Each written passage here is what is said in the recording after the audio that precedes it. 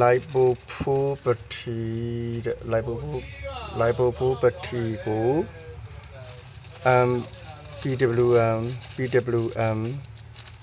controller 30A နဲ့စတင်ပြုမယ်ဆိုလို့ချင်း lipopro က A plus 1 2 3ဒီမှာသူ့ရဲ့ name plate လေးတွေသူ name plate လေးတွေရှိတယ် A plus ပါပါအဲ့ဒါဆိုရင်ဒီကောင်ကိုစတင်ချိန်မယ်ဆိုရင်B1 ရောက်အောင်နှိပ် B1 ရောက်တစ်ချက်ချင်းရှာပြီးတော့နှိပ် B1 ရောက်ပြီဆိုရင်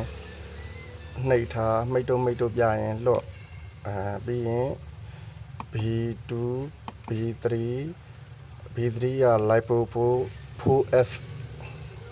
lipopropathy ဖြစ်တယ်B2 က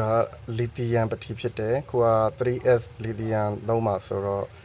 3S lithium သုံးပါဆိုရင်တော့B2 မှာထားရမယ်အခုက 4S ဖြစ်တဲ့အတွက် B3 မှာထားပေးတယ်